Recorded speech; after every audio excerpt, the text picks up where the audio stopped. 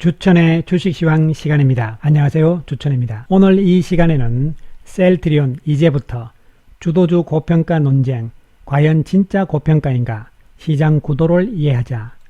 자, 그럼 무엇을 알아볼 것인가? 첫 번째, 코스피 2200선 안착인가, 코스닥은 신고가 지속인가. 두 번째, 외국인의 의도는 이제 서서히 드러나고 있고. 세 번째, 주도주 고평가 논쟁에 대해서 진짜 고평가인지 분석을 해보기로 하겠습니다. 네 번째, 셀트리온과 셀트리온 헬스케어에 대해서 분석을 하는데, 오늘은 좀 셀트리온과 헬스케어에 대해서 이야기가 조금 뒷부분에 많으니까요, 가능하시면 끝까지 영상을 봐주시기 바라겠습니다. 자, 그럼 오늘 시장을 먼저 살펴보기로 하겠습니다. 금요일 시장, 양시장 상당히 좋은 모습을 연출을 합니다. 코스피 다시 2200으로 왔고, 코스닥은 다시 신고가 행진인데, 다음 주에 시장은 미국과 중국에 지금 문제가 좀 남아있는 상황이잖아요. 그렇기 때문에 이런 부분 때문에 한 번씩 중간에 조정은 나올 수 있습니다. 그러나 지수의 움직임 측면은 큰 변화 없이 안정적인 구도로 계속적으로 이어질 것으로 예상이 됩니다. 특히 코스피는 삼성전자의 움직임에 달려있는 것이죠. 그런 측면에서 지수 측면은 크게 우리가 우려하실 필요는 없다, 이런 결론을 내려볼 수가 있겠습니다. 자, 오늘 외국인들 모양이 좀 달라지는 모습이죠. 외국인들이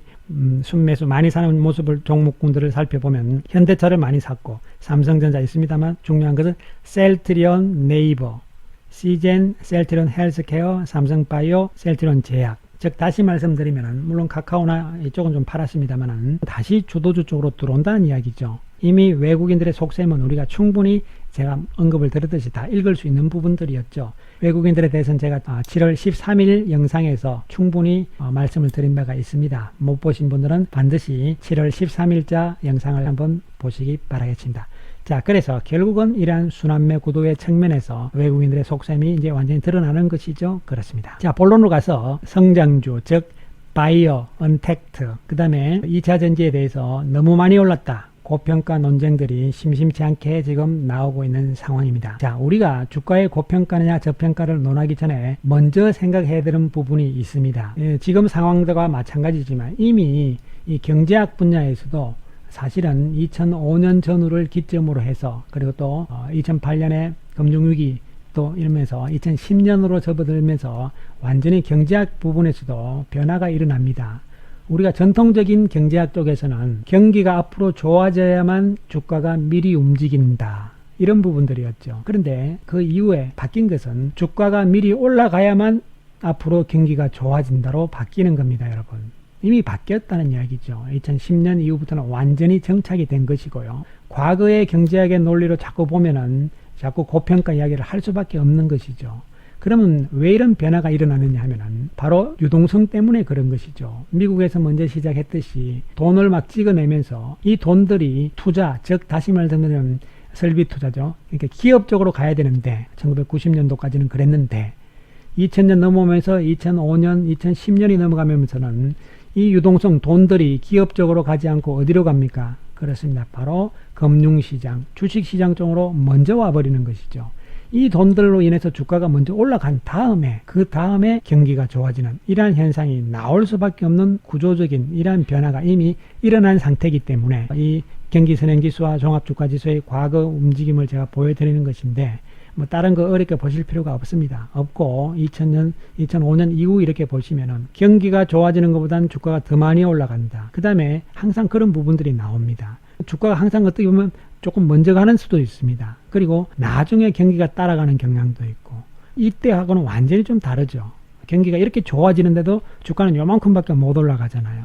그래서 이런 여러 가지 변화들을 먼저 이해를 하셔야 된다, 이렇게 말씀을 드리고, 그 다음에 지금 고평가의 논란의 핵심은 바로 이와 같이 기준을 어떻게 두느냐의 차이입니다. 과거의 잣대로 기준을 두는 것인가 아니냐, 이 차이점이거든요. 그래서 경기도 마찬가지였지만 기업의 어떤 주가의 가치를 평가하는 것도 이제는 과거의 잣대로서는 맞지 않다는 것이죠. 과거라는 것은 단순하게 이익과 주가의 관계인 PER, 퍼잖아요. 그리고 유형자산, 자산과 주가의 관계, PBR 개념이었지만, 그래서 그 PBR의 자산은 무형자산, 유형자산이 다 그냥 섞여버리는 것인데, 문제는 재무제표상 무형자산으로 넣을 것인지 아니면은 손실로 처리할 것인지, 이것은 기업의 문제였기 때문에 이 무형자산들은 없잖아요. 모습이 없는 거기 때문에. 이게 잘 되면은 좋지만 그렇지 않으면은 손실로 잡힌다는 것이죠. 그렇기 때문에 이제는 맞지가 않다는 부분들이에요. 최근에 새롭게 나오는 이야기들이 PPR이라 해서 Price Patent Ratio, 그래서 주가 무형자산 비율, 이게 아주 중요하게 지금 나오는 것이죠. 이건 뭐냐면 특허권이라든가 M&A라든가 기술이라든가 R&D라든가 이런 부분들이 지금 제대로 재무제표에 안 나오기 때문에 이것까지 다 포함을 시키자, 이런 무형자산을 다 포함을 시켰을 때 이것이 주가가 많이 오른 것이냐, 이걸 따지는 부분들이거든요. 쉽게 말씀드리면은. 그리고 또 한 가지는 PDR이라 해서 주가와 꿈의 비율인데, 꿈이라는 것은 사실 수치하기 좀 어렵기 때문에, 이게 테슬라 때문에 나온 이야기거든요. 미국의 테슬라 때문에 사실 좀 어렵기 때문에 조금 수치하기는 어렵습니다. 어쨌든 간에 PPR의 개념은 무형자산의 개념이다. 따라서 무형자산의 개념으로 우리가 봤을 때 이 표에서 다른 거 보실 필요 없습니다. 비중을 보시면 됩니다. 비중은 뭐냐면은 유형자산에서 무형자산이 차지하는 비중이니까 숫자가 크면 클수록 뭐가 많다? 무형자산이 많다는 것이죠. 그렇습니다. 보시면은 셀트리온이 무형자산이 112.6%니까 무형자산이 훨씬 많다.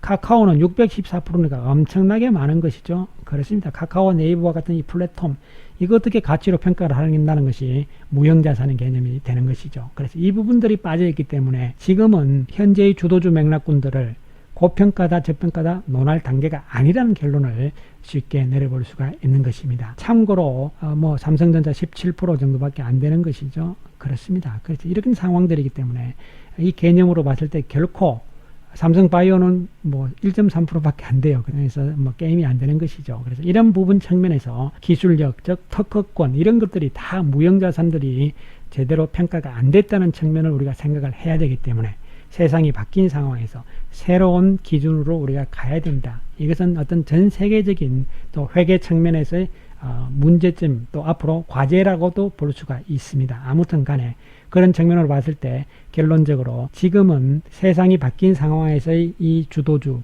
바이오, 언택트, 2차전지에 대해서 고평가다 저평가를 논할 단계가 아니고 논하는 그 자체가 의미가 없다, 이러한 결론을 내려드리기로 하겠습니다. 자, 그래서 지금 이 주도주 맥락군들의 움직임을 보시면은 오늘은 드디어 셀트리온과 카카오가 움직이기 시작을 하잖아요. 좀 올랐던 2차전지 쪽이 쉬고 나면은 오히려 또 셀트리온이 움직이면서 헬스케어와 마찬가지고요.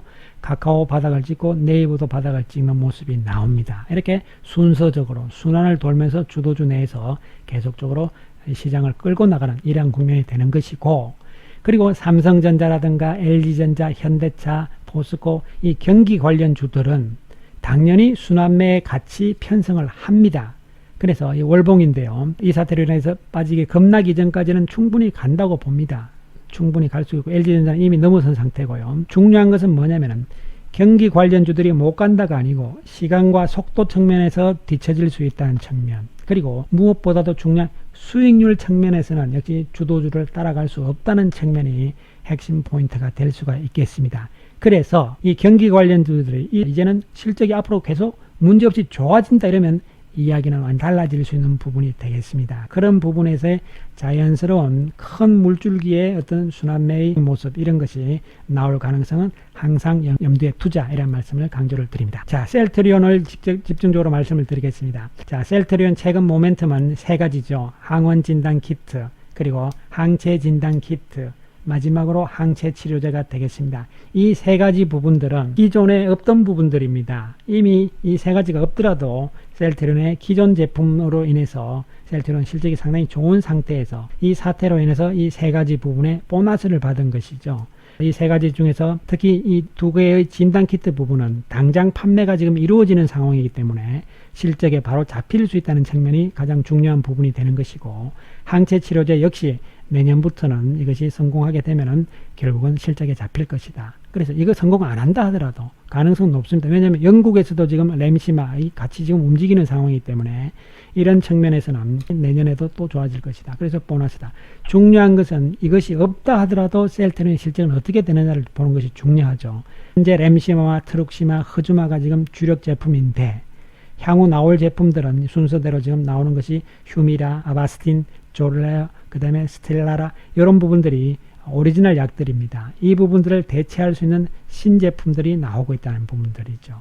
그래서 이것은 내년 이후니까 내년 가서 이야기를 하기로 하고, 지금 현재 상황을 보는 것이 중요하니까요. 지금 미국 시장에서 레미시마 화이자의 미국 인플렉트라인데, 이 부분, 이 화이자가 지금 오히려 실적이 떨어지고 있어요. 이것은 뭐냐면, 자, 화이자의 지금 실적이 떨어지고 있습니다. 경쟁 제품인 셀트리온에 렘시마가 들어가서 그렇다, 이렇게 보시면 되고, 유럽 시장에서 렘시마의 시장 점유율은 높아지고 있고, 허주마 역시 계속적으로 높아지고 있고, 트럭시마 역시 계속 높아지고 있는 이러한 추세에 놓여 있습니다. 따라서 셀트리온은 분기별로도 영업이익이 계속 증가하는 추세에 놓여 있으며, 특히 연도별로 보시더라도 올 연말이 작년에 비해서는 영업이익이 무려 67.5%나 증가할 수밖에 없는 이러한 구도로 지금 가고 있다는 측면이고, 2021년, 2022년까지 보시면 깜짝 놀라시는데, 뭐 그거는 우리가 그때 가서 보기로 하고요. 아무튼 2020년 올 연말까지만 보더라도 충분히 우리가 역사적인 고점은 가능하다, 이런 측면이고, 셀트리온 헬스케어도 역시 성장률은 더욱더 높습니다, 사실은. 그래서 그런 측면에서 여전히 셀트리온과 셀트리온 헬스케어는 우리가 처음부터 목표로 했던 1차적인 역사적인 고점을 목표로 했지 않습니까? 충분히 간다. 그 이후 상황은 그 이후에 가서 우리가 다시 한번 전략을 세워드려 보기로 하겠습니다. 그래서 미리 역사적인 고점 뚫은 이유를 생각하지 마시고, 지금은 그때 가서 생각하시면 되니까요. 제 나름대로는 그림이 다 그려져 있으니까요. 어쨌든 간에 지금 7월 중순, 7월 말 내로 갈 수도 있고, 빠른다면요. 그렇지 않으면 어쨌든 8월까지는 충분히 고점을 돌파할 수 있다, 이런 측면에서 생각을 하시면 되고, 헬스케어 역시 오히려 속도가 빨라질 겁니다. 2단계만 진입을 하게 되면 속도가 상당히 빨라질 것으로 보이기 때문에 여전히 우리는 1차적인 목표, 역사적인 고점을 계속적으로 목표로 1차적으로 삼는다, 이런 말씀을 드립니다. 자, 셀트리온, 제가 이 선을 꺼드렸는데요. 최근에 들어서 이날 꺼드렸죠. 이날 미리 꺼드렸습니다. 이 선까지 좀 왔을 때 사면 좋은데, 물론 미리 사신 분도 잘 하셨지만 어쨌든 이 선에 충분히 살 수 있는 기회가 왔고, 이 선에 다시 내려오면 역시 적극적인 매수입니다. 제가 아시겠지만 올라갈 때는 이 선을 잘 안 꺼드립니다, 새로운 선을. 그래서 항상 좀 조정받을 때 꺼드리니까 항상 이 선을, 라인을 잘 참조를 하시고요. 헬스케어 여전히 이 라인 속에 있으니까 여전히 매수의 관점이다, 이런 말씀을 강조를 드리겠습니다. 이 주식이라는 게 상당히 좀 그렇습니다. 하루하루를 보게 되면 상당히 주식이 어렵습니다. 그러나 이것을 큰 흐름 속에 놓고 길게 흐름을 좀 보면서 매일매일 주식을 본다면 어떻게 보면 오히려 즐거울 수도 있다, 거꾸로 말씀드리면요. 그런 측면이기 때문에 너무 하루하루에 너무 마음을 졸였다, 이렇게 하지 마시고 큰 추세와 흐름을 보면서 가자, 이런 말씀을 다시 한번 강조를 드리겠습니다. 감사합니다.